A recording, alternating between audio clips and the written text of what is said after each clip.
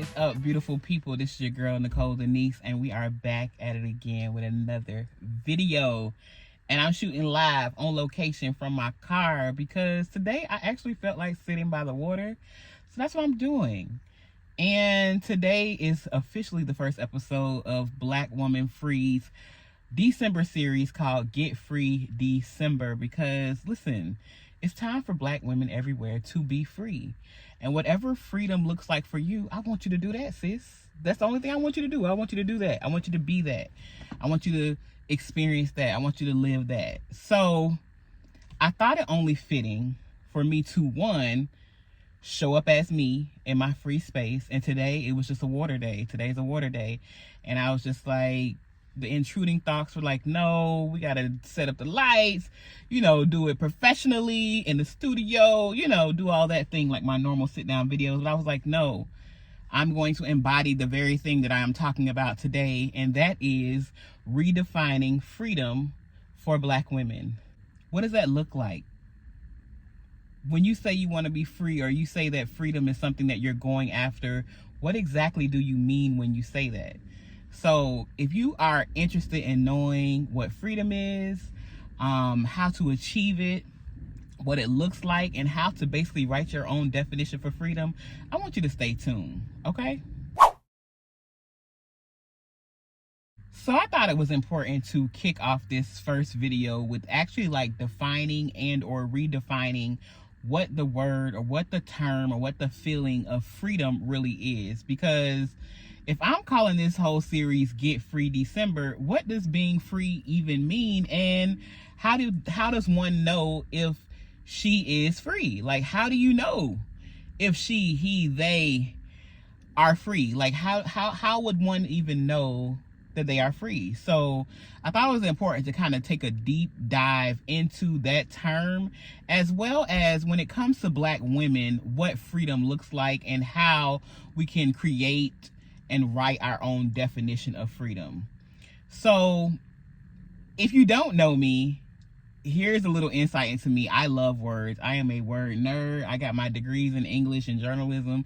Anything to do with the written word, the spoken word, the anything word, like I love wordplay. I'm the girl that will go down a rabbit hole on the etymology of a word. Okay, that's how deep it is for me.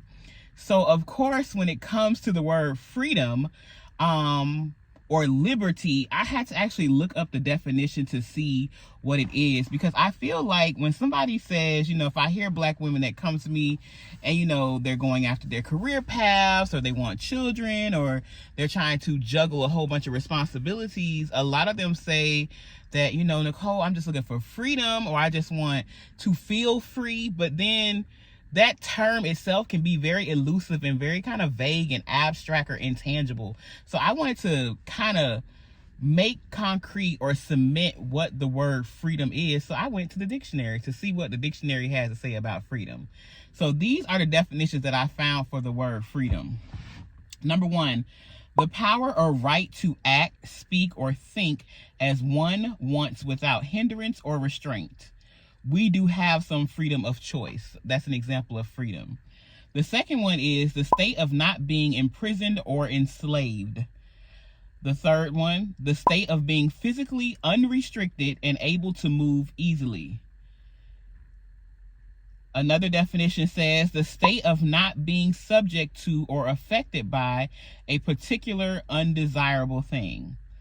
Or finally, the power of self-determination attributed to the will, the quality of being independent of fate or necessity. I really like that one, because I think that a lot of people feel like, depending on what you believe in, that all this is already mapped out for you, and that you don't have any freedom to kind of choose your path in life. It's just like, it is what it is. What's gonna happen is gonna happen. What will be will be. So I like to, like I said, go back to the roots of the word freedom and get some definitions. So when I think about the word freedom and just the term itself and that feeling or that unction or that desire to be free, the first thing that really comes to mind is, how does one know that they are not free? Like, if we come into this world by ourselves as is, how does one know that they are not free? Now, as a Black woman living in America, and we think about all of the isms that are put on us and all of the social constructs that are created to keep us bound and or not free, it's very easy to understand why one can feel restrained or restricted or censored or bound or enslaved or captive or just lacking freedom. So as a Black woman, I think it's very important to define freedom, first of all, as a word itself, but then second of all, as understanding that if one is not free, then there must be some sort of captor. You are captive of something. After you define what freedom is, then you got to figure out, first of all, are you free according to these definitions? And if not, what is holding you captive, restrained, restricted, or bound? And I also like to add in there censored, because censorship can also be a form of captivity, for a lot of people. So it may not be that you're physically bound, but you may feel like, for me, I know I felt like a muzzle on my voice, or a censorship, sometimes self-place censorship on the things that I wanted to say or the things that I thought, because, I felt like these social constructs that says women are to be meek and mild, and when you think about your childhood, children are to be seen and not heard. And as women, that's not ladylike to be loud or to be boisterous, things like that, that some attributes that came very naturally for me were seen or deemed unladylike. So there were a lot of places where I felt stifled or I felt censored by the outside world, and then internalized those things as me just getting along with life or being a productive citizen or adult in the world, when really I was being held captive and I wasn't free in that space. So I think the number one thing before you start defining what freedom is, you have to figure out who your captors are, or what is keeping you captive. So when trying to figure out what is holding us captive or who our captors are, especially as Black women, I think it's important to identify our intersections. And what I mean by intersections is actually a term called intersectionality that was brought to the forefront in, I think it was 1989. I'm referencing my notes. Yeah, intersectionality is a term first coined in 1989 by American civil rights advocate and leading scholar of critical race theory, Kimberly Williams Crenshaw. And basically what intersectionality is an analytical framework for understanding how individuals' various social and political identities result in unique combinations of discrimination and privilege. Intersectionality identifies multiple factors of advantage and disadvantage. Examples of these factors include gender, sex, race, ethnicity, class, sexuality, religion, disability, weight, species, and physical appearance, for example. So basically, when I hear about the word intersections and intersectionality, I just think about all the overlapping characteristics that make you in a societal worldview. So in society, although we are human, in society, in social construct says, but there are different types of humans. There are women humans, there are men humans, there are Black humans, there are white humans, there are Asian humans, there are Hispanic humans. Like, all of these constructs further create these intersections of overlap that help define who we are in society. And I'm using a lot of like quotation marks because social constructs are created. All these things are created. These are man-made things, but we won't go deep off into that.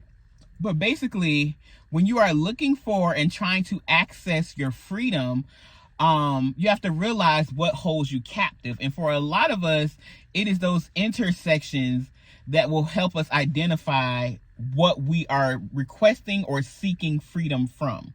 So as an example, I wrote down all of the intersections that I feel not create me. This is for lack of a better word. I wrote down all the intersections that identify me as it relates to my position and space in society. So for example, my intersections would be Black, woman, American, fat, able-bodied, educated. I come from a 2-parent household. I'm a 30-something. I'm single. I'm childless. And I was raised Christian. Those things, when you say that list, it gives you a general idea of who I am, where I come from, maybe even how I think about the world or how I view the world, how I feel other people view me in the world, and what my lens is and or experience is in this world. So I think it's important to find your intersections, or what one would consider your intersections, and then from there you'll be able to figure out who, which is my next question, whose fault it is. Whose fault is it for stripping you of your freedom? And I think after you identify your intersections, then you can start to locate the culprit. And I think it's very important in the process of defining freedom or redefining freedom is to locate the culprit of who took the freedom away from you. Now, this is not for just finger pointing sake, like, see, I told you. It was the man. See, I told you. White supremacy. See, I told you. It's not just for that, but I feel like it's for information gathering, because a lot of the times we don't have the language and we don't have the know-how, and we don't know how to identify where our lack of freedom is coming from, because we haven't gathered information about possible and or potential and or historical captors. So after years of identifying and defining what my intersections were according to like societal terminology or norms or constructs, I was able to then take those intersections in mind to figure out the disadvantages, or like the term discrimination, the term intersectionality said was these things result in either discrimination and or privilege. So I was trying to find out from the list of being a Black woman, Black fat woman, raised Christian, like all the things that I just said, how those things in society either provided me a privilege or they provided me a disadvantage or a chance to be discriminated against. So once I realized that, then it was very easy for me to understand who was the culprit for my lack of freedom, or my desire to be free from something that I felt like was restricting and or holding me back.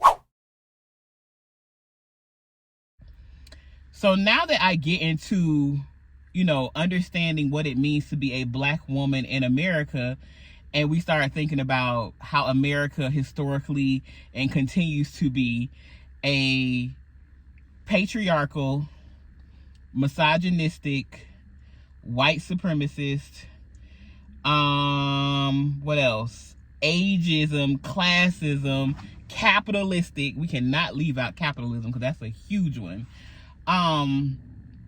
Society, and there are other isms that I can add, but those are the main ones. Racist, Jesus, let's not leave that out. Racist society. It was very clear, like, oh, I'm not tripping. How I showed up in this world in Black skin with a uterus and coming from a certain, like being from the South, like I'm from Florida, even though Florida is its own world, that's a whole nother story for another day. But Florida is still considered a part of the southern part of the United States. Those things really shaped and helped and informed me about, what it means to be free. And at a very young age, I had a lot of questions. And anybody knows about being a Black girl from the South, and then a fat Black girl from the South, and a fat Black girl from the South with questions that's in a religion that's raised Christian, girl, you better shut up. You don't question God. That was my first introduction to having questions.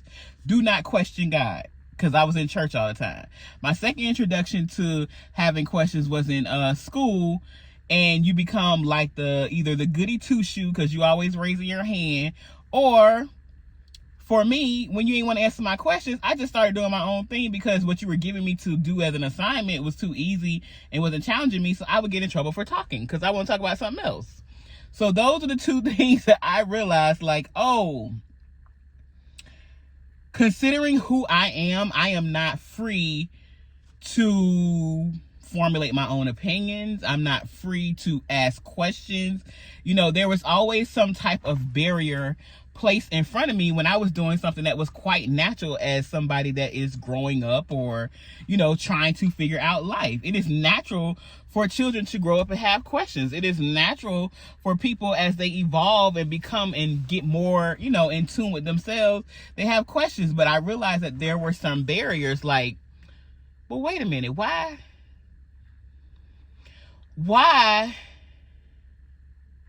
Oh, I don't want to go that deep, but I'm going to go that deep for a second. Oh, see, this is the shit I'm still working out in therapy. But I'm going to say it for y'all. Why, when a black little girl is filling out and her body is maturing, you know, that she is called grown, but a white little girl, when her body is maturing, she's not called anything? What was the difference? Why is the lens difference? It's the same thing. The same age little girl, but the black girl, she's being overtly sexualized, while the white girl is allowed just to be a child who's developing and blossoming. She's blooming. Stuff like that got me to thinking, and it had me in tune at a very young age of like, oh, wait a minute. One thing is fast and undesirable. The other thing is just a natural part of life. What is that about? And that's when I started to realize, like, okay. And as a result, certain things you would be restricted from doing or being around certain people because, you know, how their perception of you restricted your access to just be. You had to be cautious. And, you know, these are for safety measures and things like that. I'm not, if you're picking up what I'm putting down, say amen in the comment section. You get what I'm saying? But very early on, I realized, what I'm really saying is very early on, I realized that there were some restrictions that I had or that were placed on me just because of how I showed up in this world. And not showed up as in my personality, but how I showed up in black skin as a woman. And as I began to like get into young adulthood and, you know, college years and being a young woman and finding myself and figuring out who I am and what I like, I think that the road to freedom really just became an unlearning of a lot of the things that I was taught that did no longer fit, you know, my lifestyle or where I wanted to go or where I saw my future going. And then it also became like, with the unlearning came some deconstructing of some mentalities or outlooks or belief systems that, again, no longer served me or kept me captive. And also, too, it also became an acceptance of things that just were natural to me. Like, I'm gonna talk. I'm gonna ask questions. That's my superpower. My inquisitiveness and my curiosity is my superpower. And then my ability to articulate what it is I'm curious about after I've researched it, that is a superpower. So, understanding those things about me is what led ultimately to what I call freedom and what I call liberty. Because a lot of the times, what black women are looking for when we feel restricted or we feel restrained or we feel captive or we feel just not free, what we're really looking for is our voice. And a lot of people, we package it in these things called like, oh, I'm looking for my purpose. What is my purpose? Or I want to find my passion, or I want to find, you know, what makes me tick, what makes me, you know, what makes me, what's the word? Y'all help me in the comment section. What makes me just feel alive, you know? A lot of the times what you're looking for is your voice, because at a very young age, without you knowing, it was stripped from you. And you were told this is how you're supposed to be. This is how you're supposed to show up. This is how you're supposed to present yourself. This is what it means to be black in this world, woman in this world. This is what it means to be living the American dream. This is what it means to the whole purpose of life is to have the kids, the husband, the dog, the white picket fence, and the degree, the cars. Like, that is success, you know. And what I had to realize is that I found freedom in locating my own voice and then following that voice, following those unctions, which is what I did as a child. But as a child, I was reprimanded for doing that, or I was shunned, or I was hushed. I was told to be quiet because, girl, you was too different.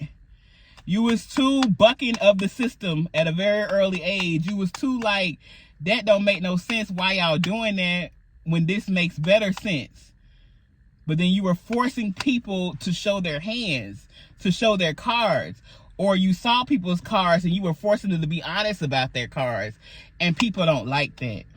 So a lot of times, because you are just naturally being you, your social, your beautiful, amazing, magnificent, majestic black woman self, people feel the need to quiet that, or restrain that, or restrict that, or capture that and censor that, because your freedom makes them uncomfortable, or your freedom stop their dollar. That's another thing. Being in a capitalistic society, in a capitalism driven world, when you stop the dollar by being you, girl. And then as black women, if we start looking into our history, for me as a black woman who is a descendant of enslaved people, our literal physical bodies made America money. I want y'all to wrap y'all head around that. Us birthing babies was a cash cow, quite literally. We created the free labor for America to be great. So it's so funny when America then turns around and be like, and you need to pull yourself up by your bootstraps. I ain't gonna go there, y'all. I ain't gonna say we made you great, okay? We're gonna put it there. Our wombs made you great, okay? Our wombs provided you the free labor you needed to be the richest nation in the world, okay? Don't ever forget that. And I think that it's understanding your history and letting those historical facts, like the one I just said, empower you to not only take your freedom back, but remember who the fuck you are. And that's the only way I know how to say that, ladies.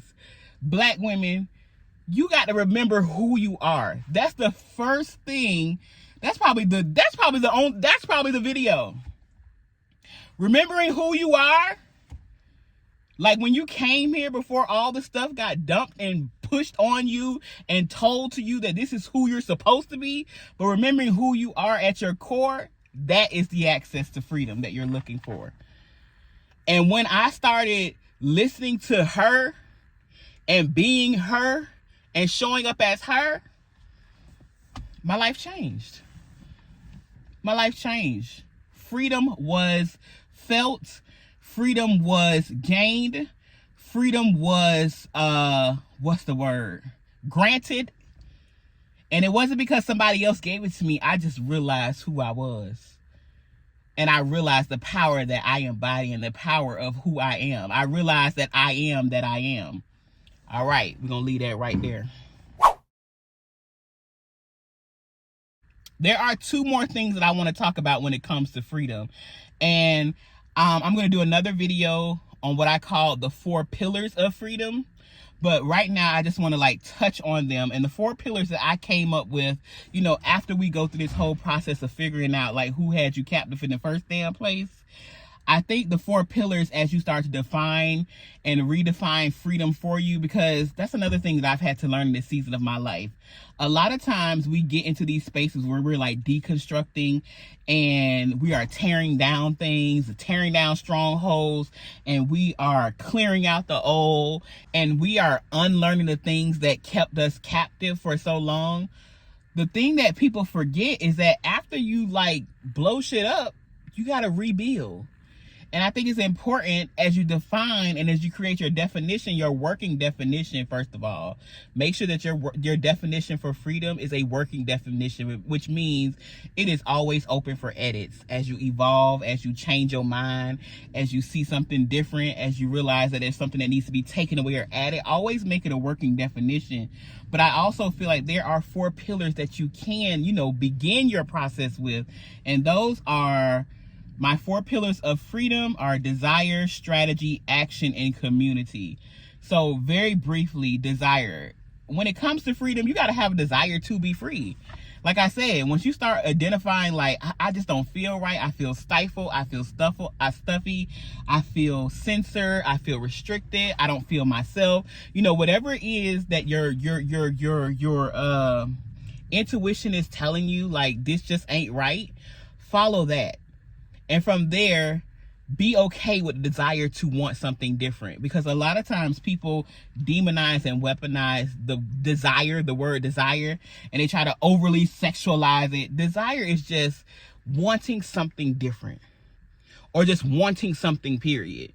It is okay for you to have desires. And especially when it comes to your freedom, it is okay for you to want to be free from something that you feel has held you captive. And also too, it's nobody else's business what you feel holds you captive. You get what I'm saying? If it's your thing, because some people don't feel like certain things are holding them captive. They feel like that's just the way life is. That just is what it is.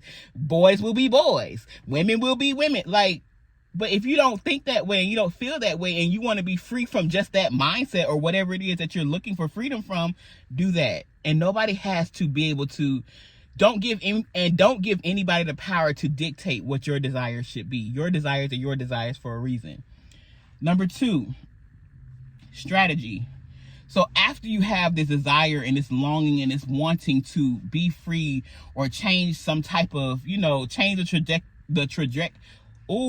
That word get caught up in this overbite, and that ain't no joke. Let me slow down. To change the trajectory of your life, you need to have a strategy.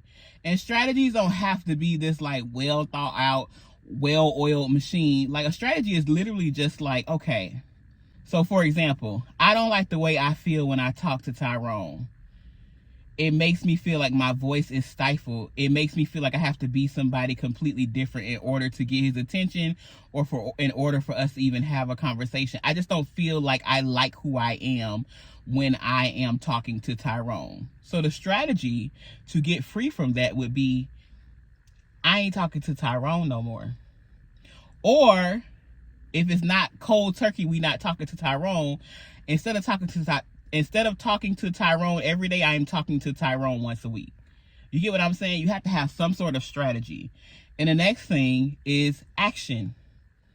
You got to make good on, I'm going to stop talking to him so much, because I want to be free from that feeling of feeling like I have to be stifled or not myself around him. So after the desire comes the strategy, and then comes the action. And then also, you need to get in community, because what they don't teach Black women, and what they try to keep from us is, and what they try to like pit us against each other, is that we need each other. I need to be able to talk to you and be like, girl, you got a Tyrone? Oh, I got a Bruce in my life, and I don't like talking to his ass either. We both want freedom. Okay, girl, let's link up and be accountability partners so we can get the hell away from Tyrone and Bruce. You see what I'm saying? Community is your power, especially as Black women. When Black women get together on one accord, we change the fucking world, okay? Period. Ain't no other way around it. We change the world. Why? Because we birthed the world. Literally. Quite literally. Our wombs birthed the world. Okay. So those are my 4 pillars of freedom. And the last thing I want to say, because we're actually getting ready to go into this new year, I want to talk about some of these freedom traps that happen in the new year, because I would be doing you a disservice if I didn't just mention them. Because when we go back to those intersections that we talked about earlier, and we go back to defining and figuring out who the captor is and who is holding you captive, or who is to blame for your lack of freedom, some of the societal things that seem normal are actually things that try to snatch and rob you of your freedom. And some of the ones that happen in the new year, Jesus, let's just touch on some of these traps. I call them freedom traps for the new year. Weight loss and health. Y'all ever notice? Every year it come around, you can be your best you. You just got to lose 1,000 pounds. Girl.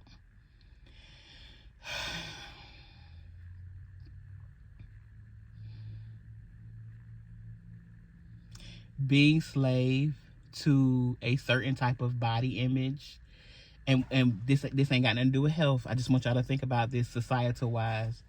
There is certain standards. Y'all have to start reading things about desirability politics, even things on fat phobia. I didn't even know about fat phobia until maybe 2 years ago, a year ago. And I'm fat, been fat my whole life. Didn't realize the social constructs put around body image, because I always thought it was weird. And I remember I used to always say, I don't have body issues. My mama didn't have we didn't have body issues, but I was made to feel like I was supposed to have body issues. All right. And then on top of that, I am healthy. Another story for another day. But some of those traps that we can get into are those traps that says we have to look a certain way in order to be happy, or in order to be free.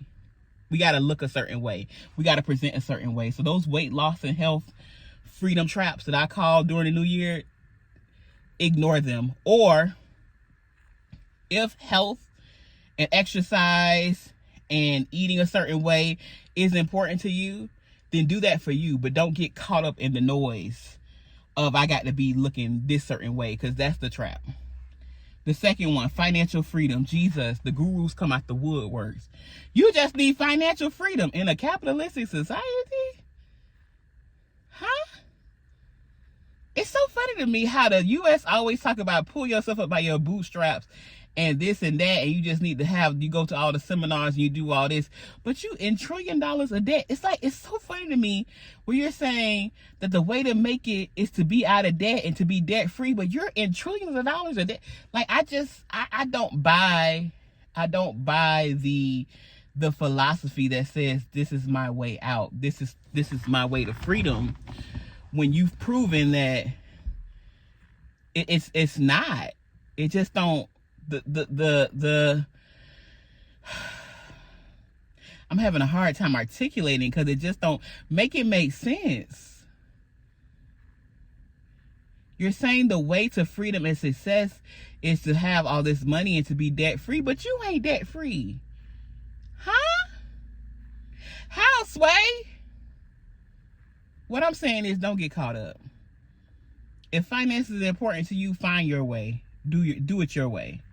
Don't get caught up in the freedom traps during the new year about financial freedom and all the gurus that come out the woodworks trying to sell you something, okay? Because that's how they making their money. They making their money by selling you stuff, not by actually following the rules that they put out in their ebooks, okay? All right. The third one, grind culture. Make it your best year ever. You gotta grind. You gotta go hard. The reason why you're not successful is because you're not going hard. Girl, bye. Sir, bye. Stress kills. That's the easy way I know how to put it. Stress kills. Being on that hamster wheel, just going and moving, but never getting out the actual cage that the hamster is trapped in, that's grind culture. Girl, you don't have to grind till you die. Grinding is not freedom. There are so many ways to live and to show up and to exist and to make money and to be successful. Find your way. Okay? That's the freedom. Find your way. It ain't got to look like how the Instagram feeds. It ain't got to look like that. It ain't got to be team no sleep. I sleep good. And I make the most money that I've ever made. And I rest more. And I work less. Let that sink in. And the the last one that I want to talk about is spiritual shame and mortality angst. Listen, it's something about the new year where you start reflecting and you start thinking about your life and you start thinking about all the shoulda, coulda, wouldas that didn't happen from the last list of New Year's resolutions. Don't do it to yourself this year, sis. Don't do it. Realize that life is circular and not linear. So there is no starting and finish. It's all a circle. It's a circle of life, baby. So sometimes we figure it out and then we don't figure it out on the same subject. Sometimes we make good on it and sometimes we don't make good on it, but it all goes and leads into the next thing. So stop beating yourself up. Stop having this shame about your existence here in this world. Stop being worried about your mortality and your death. It's okay. Because guess what? Regardless of what you believe and who told you about what happens after you die, they don't know because they ain't been. You don't know because you ain't been. So just see what happened. Okay? All right. So hopefully that brings you some peace. And hopefully that saves you from falling into these freedom traps, I like to call, during the new year. And just, if you ever just sit back and just watch, because again, I'm in branding and marketing, so I watch the advertisements and I know what time it is. I know January 1st hit, the gym's gonna come out with all their promotions. The guru's gonna come out with all their promotions. The debt-free clinic's gonna come out with all their promotions. And then the spiritual pastors, make this your best year. It's God's will for you to, it's y'all don't see the repetition. Y'all don't see how many it's the same every year. So if it's the same every year, then what? It feels created to me. It don't feel like authentic. It feels created. It feels like, oh, this is just some shit y'all talking about. This is not really what it is. This feels very illusionary to me. This feels like very like a construct. It feels very like the Matrix. I won't get deep off into that, but basically what I'm saying is that freedom is yours to have.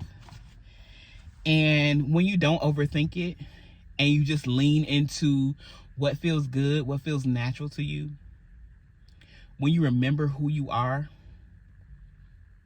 and you stick with her, you'll be fine. Trust me. And then you find you a community of people that's okay with you sticking to who you are, you'll be fine. And freedom will forever be yours. So until next time, hopefully y'all got something from this video. If you did, I want to see your comments below. Chime in, the amens, the yes, I want to hear. And if you didn't understand something, ask a question. Or if you feel like I missed something, put it down in the comment section. This is a conversation. This just ain't me up here just talking. I want to hear what y'all have to say too, because I learn and I glean from you guys too. What is your definition of freedom? How did you define it? What does it look like to be free as a Black woman living in this world for you? Let's keep this conversation going, and I'm so excited again for this series. Make sure you subscribe to Black Woman Free so that you will get all the notifications of when the new videos drop, because we getting free this December and from here on out, okay? So until next time, you guys, it has truly been a pleasure to speak with you, and I can't wait to the next one. Peace.